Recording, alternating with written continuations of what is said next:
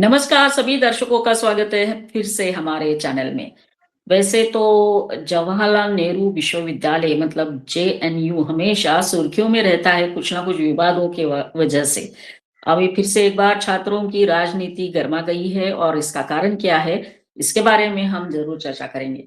JNU एक प्रसिद्ध गढ़ माना जाता है जो लेफ्टिस्ट माइंडसेट है जो स्टूडेंट्स है उनके लिए।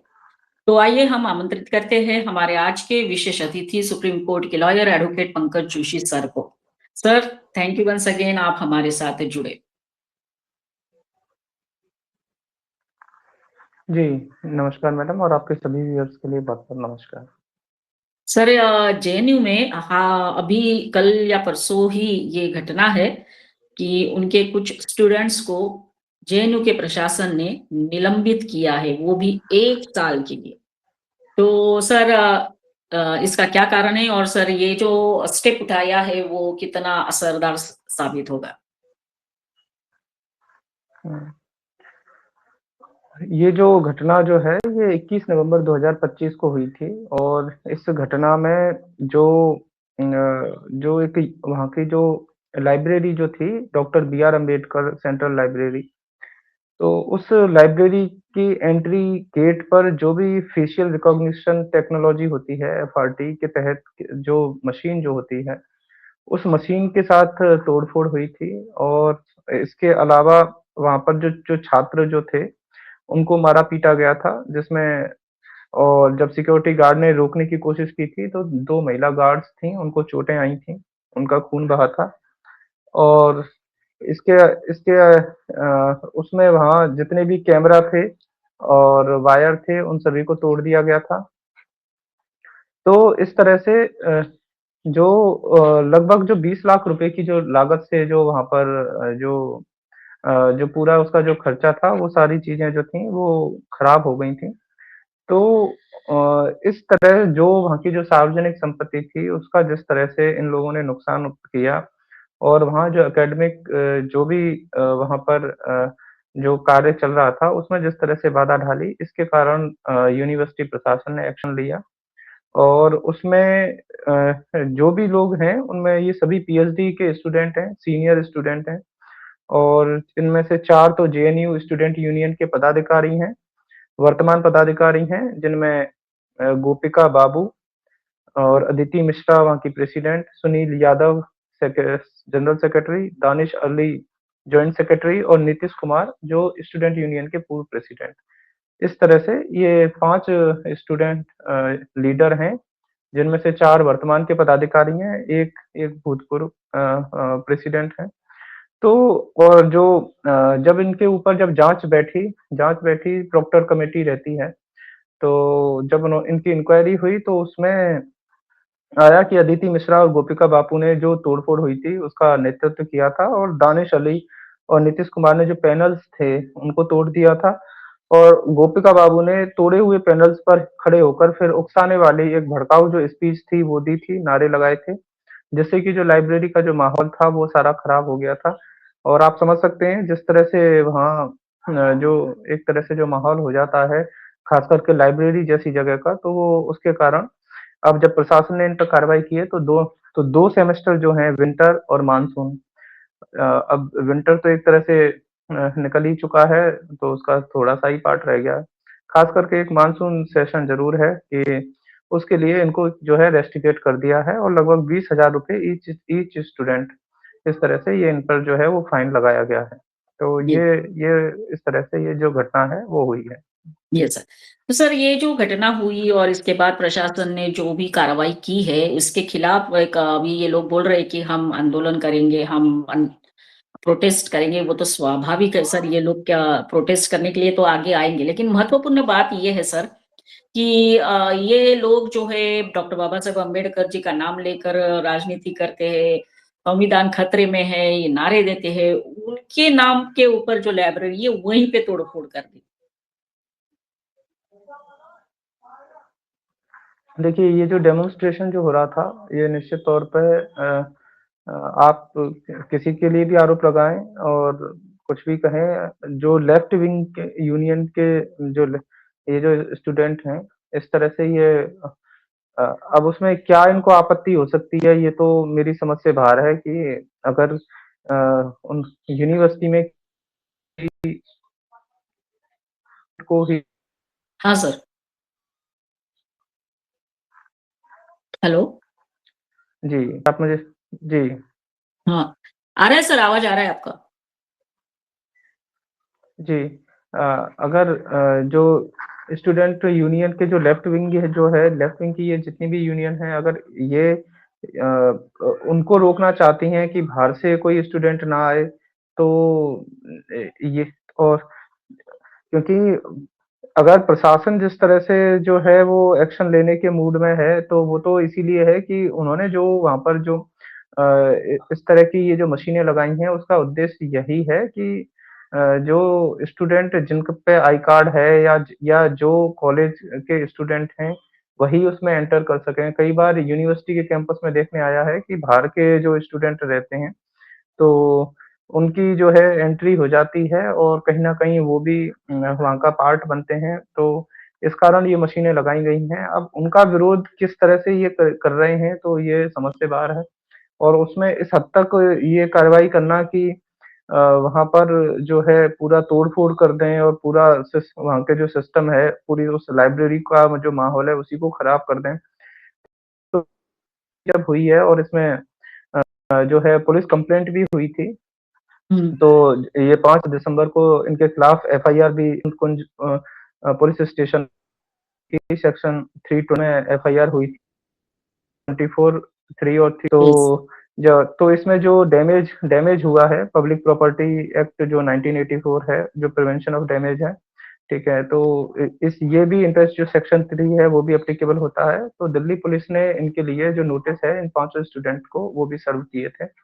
तो अब यस। जब बाद में इंक्वायरी हुई है, तो इंक्वायरी में भी ये दोषी पाए गए हैं, तो ये चीज़ें जो हैं, ये आगे बढ़ी हैं। और अब जो इस तरह का जो डिसिप्लिनरी एक्शन है, वो निश्चित तौर पे वो ज़रूरी था, क्योंकि इस तरह के उससे जो अच्छे स्टूडेंट होते हैं, उनका भी जो समय है, वो बर्बाद होता है। तो ऐसा एक्शन लेना तो निश्चित तौर पे बहुत ही ज़रूरी था। Yes sir. बिल्कुल, आपने जो कहा बिल्कुल सच है सर कि जो पढ़ने वाले बच्चे हैं, जो अच्छे स्टूडेंट्स हैं, उनका नुकसान तो ज़रूर होता है सर। लेकिन ये जो पर्टिकुलरली ये डफली वाली गैंग बोला जा सकता है, जो कुछ भी हो जाए तो डफली लेकर आ जाते हैं या नारे लगाते हैं। कितने नारे सर वहाँ से हमने सुने हैं, जैसे भी अफ़ज़ल गुरु के लिए, फिर बाद में ये कन्हैया कुमार भी वहीं से निकला हुआ है, टुकड़े-टुकड़े गैंग जिसको बोला जाता है। फिर मोदी तेरी कब्र खुदेगी, ये आज नहीं तो कल, ये वाले भी नारे सर वहां से हमने सुने हैं। तो सर ये जो पनिशमेंट बोलो या फिर मैनेजमेंट का डिसीजन बोलो, ये एक सबक होना चाहिए या ऐसे उपद्रवी जो स्टूडेंट होते हैं उनके लिए।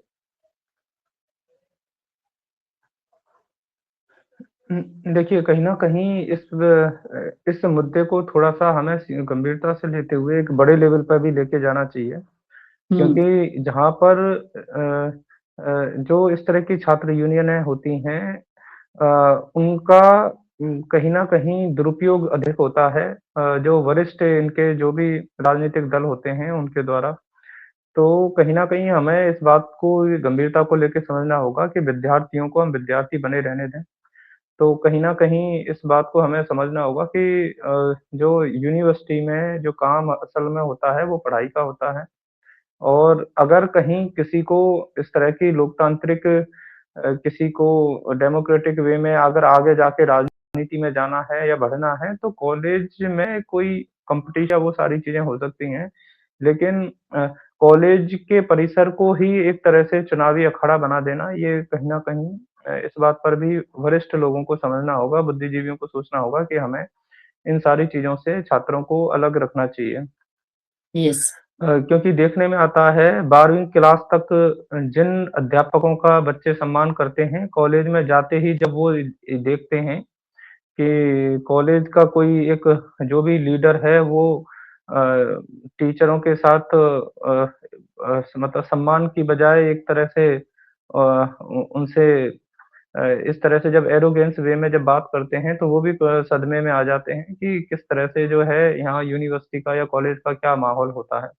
यस। तो कहीं न कहीं स्टूडेंट लीडर के रूप में कुछ ऐसे जो लो तत्व हैं, जो कहीं न कहीं उसका दुरुपयोग करते हैं और उसके कारण अन्य छात्र भी जिस तरह से प्रभावित होते हैं, तो हुँ, हमें ये भी देखना होगा कि कैंपसों को किस तरह से राजनीति का पार्ट बनाया जाए या ना बनाया जाए। अगर इस और उसमें जितनी भी लेफ्ट आइडियोलॉजी के ये इस तरह के जो लोग हैं अ, इन इस तरह के चुनाव और इस तरह की कॉलेज की राजनीति का दुरुपयोग करते हुए वो स्टूडेंटों के मन में जिस तरह से जो है वो एक अलगाव की राजनीति जिस तरह से के अलगाव के जो बीज बो देते हैं, उसके कारण यही कहीं न कहीं फिर आगे चल के दिक्कतें आती हैं क्योंकि उसमें जो छात्रों को जो कॉलेज का एडमिनिस्ट्रेशन है, उससे केवल सामंजस्य की बजाय लड़ाई या झगड़ा या इस तरह से या एक-दूसरे के लिए क्योंकि जहाँ पर भी चुनाव होंगे, जहाँ पर भी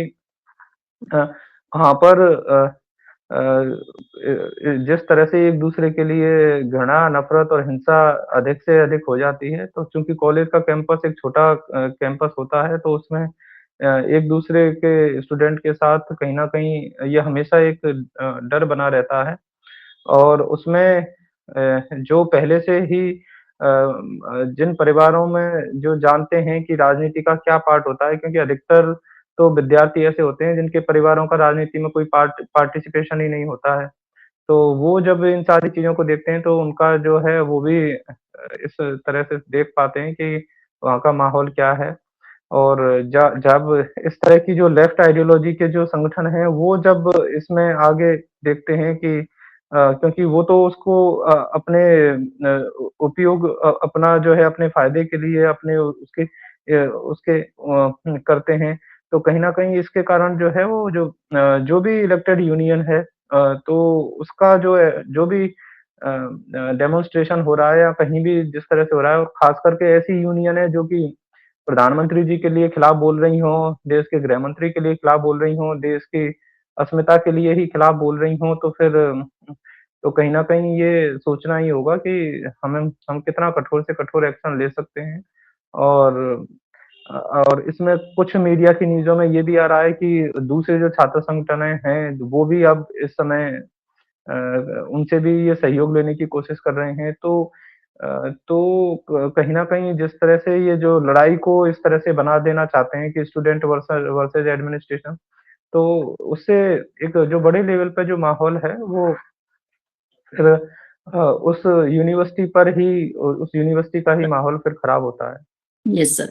और सर हमने कितनी बार देखा है कि जब इस तरह के कुछ प्रोटेस्ट होते हैं तो कई पॉलिटिकल लीडर्स वहां जाकर आ जाते हैं या फिर बॉलीवुड की हीरोइन हो या हीरो भी वहां जाके मिलकर आ जाती है, तो इसकी वजह से पूरा माहौल जो है वो खराब होता है और हमने कई बार उसको देखा है। साथ साथ सर जेएनयू की जो कुलपति है या वाइस चांसलर है, प्रोफेसर शांति श्री धूलीपुरी पंडित, तो इनका भी सर इसमें बहुत बड़ा रोल रहा होगा कि मैनेजमेंट के थ्रू अभी इस तरह के जो स्टूडेंट्स है जो इस तरह के तोड़फोड़ करते हैं उनके ऊपर सख्त से सख्त कार्रवाई की जाए। तो thank you sir once again, आप हमारे साथ जुड़े और ये हमारे साथ चर्चा की। सभी दर्शकों को कहेंगे कि हमारा ये वीडियो जरूर देखिए, लाइक करिए, शेयर करिए, कमेंट करिए और हमारे चैनल को सब्सक्राइब करते रहिए। धन्यवाद सर। जय हिंद, वंदे मातरम। जी, आपने मुझे समय दिया इसके लिए भी आपका बहुत-बहुत धन्यवाद। जय हिंद, वंदे मातरम।